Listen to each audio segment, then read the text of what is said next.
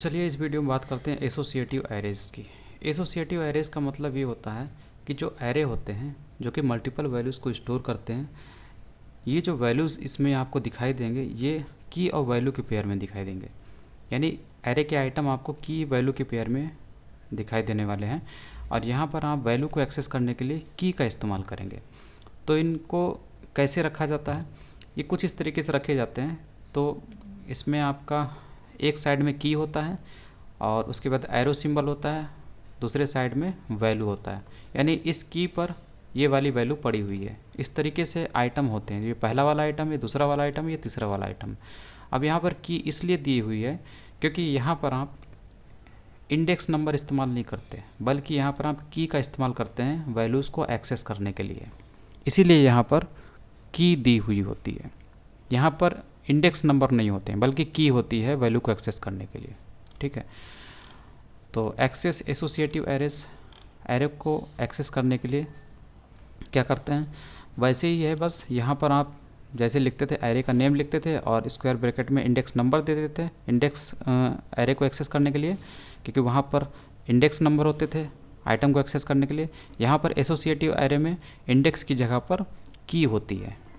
तो जैसे कि आप इस वैल्यू को एक्सेस करना चाहते हैं तो इसका की क्या है, ये मॉडल, तो इसी को आप यहाँ पे लिखते हैं स्क्वायर ब्रैकेट में। तो इससे संबंधित जो वैल्यू है, इसकी संबंधित जो वैल्यू है ये वाली ये एक्सेस हो जाती है। तो इससे आपको क्या मिल जाएगा, इससे आपको ये मस्टांग वैल्यू मिल जाएगी। तो इस तरीके से आप की का इस्तेमाल करते हैं वैल्यू को एक्सेस करने के लिए। ठीक है, तो की वैल्यू के पेयर में आइटम रहते हैं एसोसिएटिव एरेज में, इसमें इंडेक्स नंबर नहीं होता है। ठीक, तो की वैल्यू पेयर किससे डिवाइड होते हैं, एरो से। एरो के लेफ्ट में की और एरो के राइट में उसकी वैल्यू, उसकी भी पड़ी हुई वैल्यू। चेंज वैल्यू, तो जैसे आप इंडेक्स्ड एरे में वैल्यू को चेंज करते थे, एरे के अंदर की वैल्यू को यहाँ पे भी चेंज कर सकते हैं। तो जैसे एक्सेस करते हैं, जैसे ईयर की वैल्यू है, ईयर की वैल्यू क्या है, ईयर की पे जो वैल्यू पड़ी हुई है, स्क्वायर ब्रैकेट में आप की देते हैं वैल्यू को एक्सेस करने के लिए। तो 1964 को एक्सेस करना है तो आपने यहाँ पे की दी, तो इससे आप इस वैल्यू को एक्सेस कर सकते हैं। अब यहाँ पर आप इसको चेंज करना चाहते हैं, ठीक है, तो इसे एक्सेस किया ईयर की का इस्तेमाल करके, फिर उसके ऊपर ये वैल्यू डाल दी। तो 1964 की जगह पर क्या आ जाएगा, इस की पर ये वाली वैल्यू आ जाएगी। ठीक है, तो इस तरीके से होता है। तो देखिए फिर उसके बाद इसने वर्डम फंक्शन में इस एरे को पास किया, जो ईयर नाम का की है इस पर कौन सी वैल्यू आ गई, 2024 आ गई। उसी तरीके से एसोसिएटिव एरेज को हम लोग लूप थ्रो करते हैं। लूप थ्रो करने का मतलब है सारे वैल्यूज़ को एक साथ एक्सेस कैसे करेंगे। जैसे इंडेक्स एरे में हम लोगों ने फॉर ईच लूप का इस्तेमाल किया था, यहाँ पर भी फॉर ईच लूप का इस्तेमाल करेंगे। बस दोनों में अंतर क्या है, वहाँ पर हम लोगों ने एक ही वेरिएबल लिया था, यहाँ पर हमें दो वेरिएबल लेने पड़ेंगे। एक जो है की को स्टोर करेगा और दूसरा उस की से संबंधित जो वैल्यू है उसको स्टोर करेगा। ठीक है, तो यहाँ पर की वैल्यू के टर्म में हमको यहाँ पर वेरिएबल देना पड़ेगा एरो के साथ।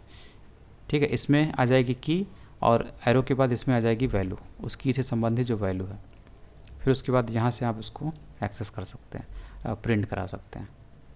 ठीक, तो फॉर ईच में क्या होता है, सिंटेक्स तो आपको पता ही होगा। यहाँ पर एरे का नेम, उसके बाद एज कीवर्ड, और यहाँ पर आप वेरिएबल देते हैं। इस वेरिएबल में आके धीरे धीरे वैल्यू की एरे की वैल्यू स्टोर होती है। लेकिन यहाँ पर चूँकि जो वैल्यू है, जो आइटम है वो की वैल्यू के पेयर में है, तो आपको यहाँ पर की, उसके बाद एरो सिंबल, फिर यहाँ पे वैल्यू वाला जो वेरिएबल है, यानी कि की को स्टोर करने के लिए वेरिएबल, फिर यहाँ पर वैल्यू को स्टोर करने वाला वेरिएबल, इन दोनों को देना पड़ेगा, तभी आप यहाँ पर दोनों को एक साथ एक्सेस कर पाएंगे।